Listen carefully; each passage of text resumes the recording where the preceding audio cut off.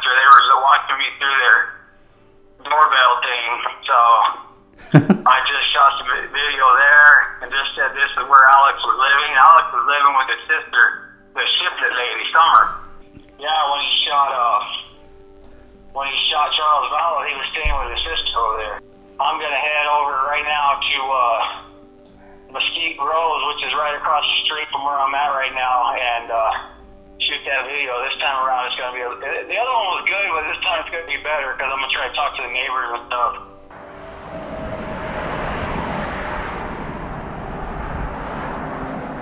Okay, welcome back everyone. So here we are at the Mesquite Groves Estates out here in Chandler, Arizona, where we are going to be visiting the home once again where Charles Vallow was shot and killed.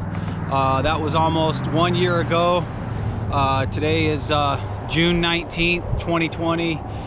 Charles Vallow was lured to this location on July 11th, 2019 by Alex Cox and Lori Vallow. And this is where he would meet his demise. This is the last place that that he would be alive. So welcome back everyone. So here we are at the Mesquite Groves Estates in Chandler, Arizona. Right behind me are the very gates that Charles Vallow entered for the last time. Little did he know he would be leaving this area in a body bag. We feel that it was a trap that was set for him by Alex Cox and Lori. I know a lot of people feel that same way, that they had it all planned. So Alex lived just 17 miles down the road. He was staying here with a gun the night that Lori asked him to come over. What a sad situation. All right, welcome back everyone. So here we are at the murder scene of Charles Vallow. As you can see, the house behind me, this is where Charles Vallow was lured to this location right here in Mesquite Groves Estates in Chandler, Arizona.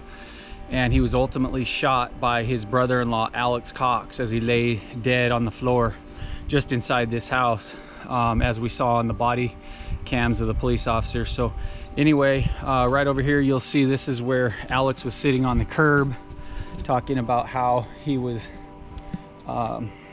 hit in the head with a baseball bat and it was self-defense. Right over here, I'm going to show you where Tylee and Lori were standing as they spoke to the police officer. The police officer obviously had no idea at that time the danger that Tylee was in, and he just played it off like everything was cool. But people didn't listen to Charles Vallow. As you watch those body cam videos, you can tell that he's a desperate man and he needs help, and they really didn't take him that seriously. But anyway, this is where Lori and Tylee stood right here. And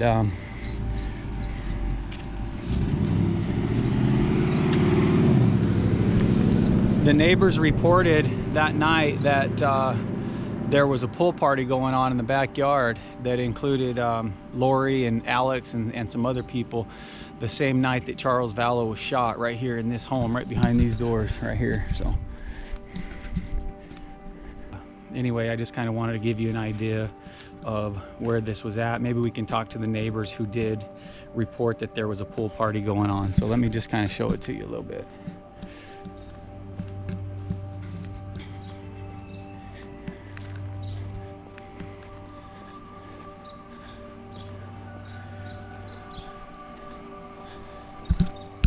So again, right over here is where, behind me is where Lori and Tylee were standing when they were talking to the police officer. Again, he obviously had no idea the danger that Tylee was in, unfortunately. If we had only known, you know, we would have done things a lot different. But anyway, I'm gonna see if I can talk to some people while we're here. My name is Hallie. And we're right next door to what used to be the Vallows' house. Actually, who owned the place, they rented it out, and they actually rented it out to the Vallow family. And then we never really knew them because they only lived here for, honestly, it was probably a couple weeks, maybe a couple months. I'm not too sure, but they usually just kept to themselves. And then The morning it happened, we woke up. I woke up, it was a break from school, so I woke up at noon-ish, and I turned on the TV, and I was like, oh my gosh, what happened? That's my house on the news. What? So I figured out the story, everything, and then later that night, I remember going outside in my backyard to let my dog out or something, and all of a sudden I just hear like music playing, people splashing in the pool. I was like, what the heck?